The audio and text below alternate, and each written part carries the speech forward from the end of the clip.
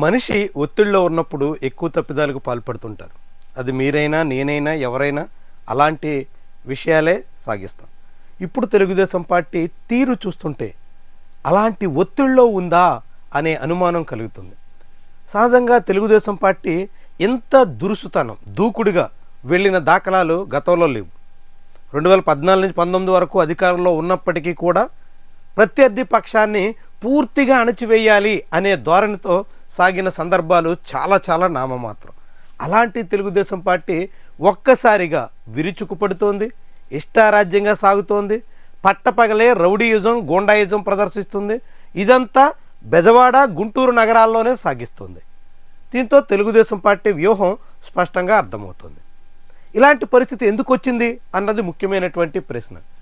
ఇటీవల కాలంలో తెలుగుదేశం పార్టీకి వరుసగా ఎదురు దెబ్బలు తగులుతున్నాయి.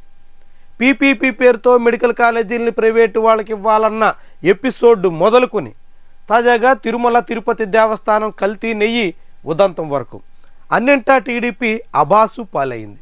ఆ పార్టీ అధిష్టానం పూర్తిగా పరువు కోల్పోతోంది. పీపీపీ మెడికల్ కాలేజీల్లో ఒక్కరూ టెండర్ వేయలేకపోవడం, వేసిన ఒక్క టెండర్ కూడా కిమ్స్ వాళ్ళదంటూ చెప్పి ఆ తర్వాత కిమ్స్లో డాక్టర్ అని చెప్పి చివరికి కథ నాంచివేయాల్సిన పరిస్థితిలో కూటమి ప్రభుత్వం పడింది. ఇట్లా ప్రభుత్వమే తాను చెప్పిన మాట మీద తాను నిలబడలేక పదే పిల్లి మొగ్గలేసి అప్రతిష్ట పాలైంది. ఆ వ్యవహారం ముగిసిందనేలోగా వరుసగా జరుగుతున్నటువంటి ఉదంతాలు ఆ పార్టీని ఉక్కిరి బిక్కిరి చేస్తున్నాయి. ముఖ్యంగా తెలుగుదేశం పార్టీ శ్రేణుల్లోనే కలవరం కలుగుతుంది.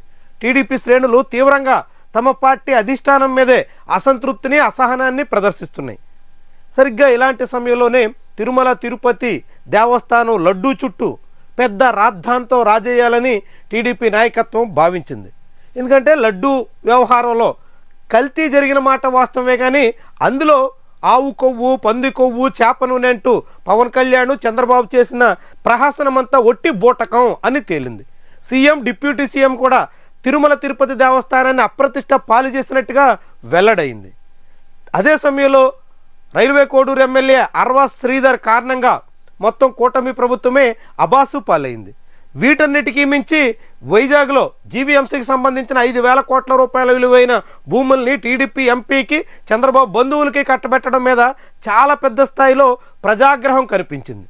ఇలాంటి అన్ని అంశాలని పక్కదారి పట్టించి ఒక పెద్ద వివాదం సృష్టించడం ద్వారా వాటన్నిటిని డైవర్ట్ చేయొచ్చు అనే ధోరణికి టీడీపీ నాయకత్వం వహించింది. ఆ ప్రయత్నానికి తగ్గట్టుగానే వైఎస్ఆర్సీపీ వ్యవహరించింది. అంబటి రాంబాబు నోరు జారారు.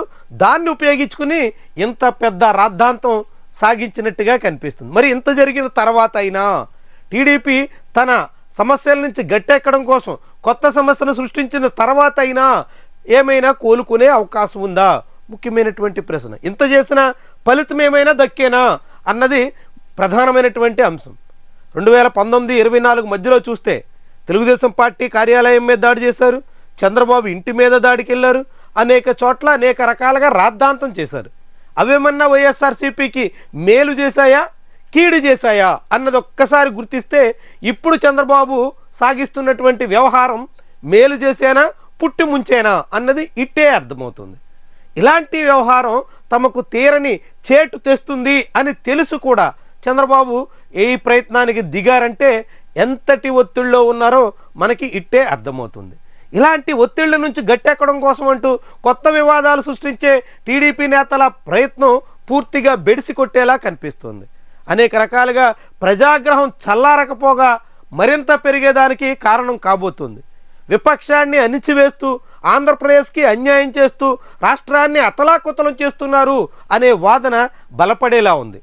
ఇన్నాళ్ళుగా వైఎస్ఆర్సీపీ శ్రేణులు రౌడీయుజం చేస్తారు, గొండాయుజం చేస్తారంటే టీడీపీ నేతలు అంతకుమించి చేస్తారు అనే అభిప్రాయం మిడిల్ క్లాసులో బలపడేందుకు వరుసగా 2-3 రోజుల నాటి పరిణామాలు దోహదం చేస్తున్నాయి. బోమన కరుణాకర్ రెడ్డి ఇంటి మీద, విడుదల రజనీ వాహనం మీద, అంబటి రాంబాబు ఆఫీస్ మీద, జోగి రమేష్ ఇంటి మీద ఇలా సాగినటువంటి వరుస దాడుల ఉదంతాలు టీడీపీ కూడా రౌడీయుజానికి వెనకాడదు, గూండాయుధం చేసే పార్టీ అనే వాదన బలపడేందుకు ఉపయోగపడుతుంది. మిడిల్ క్లాస్లో ముఖ్యంగా హైర్ ఎడ్యుకేటెడ్ పీపుల్లో ఇన్నాళ్లుగా వైఎస్ఆర్సీపీ మీద టీడీపీ చేసిన ఆరోపణల్ని నమ్ముతూ వచ్చినటువంటి వాళ్ళు టీడీపీ ఏం తక్కువ కాదు అనే అంచనాకి రావడానికి ఇవన్నీ కారణమవుతున్నాయి. తద్వారా టీడీపీకి మరింత చేటు తెచ్చే వ్యవహారంగా కూడా మారబోతుంది. ముఖ్యంగా వైఎస్ఆర్సీపీని కాదని టీడీపీకి అండగా నిలిచే సెక్షన్స్లో ఈ దూకుడు స్వభావం, ఈ దౌర్జన్యాలు, ఈ మోకదాడులు చాలా పెద్ద స్థాయిలో నష్టం చేకూర్చబోతున్నాయి. కూటమికి చాలా చాలా పెద్ద స్థాయిలో కష్టాలని తీసుకురాబోతున్నాయి. మొత్తంగా చంద్రబాబు నాయుడు ప్రభుత్వం చేస్తున్నటువంటి వ్యవహారాలన్నీ ఒక్కొక్కటిగా మరిన్ని చిక్కులు కొని తెచ్చిపెట్టే విషయాలుగా మారుతున్నట్టు చెప్పాల్సి ఉంటుంది.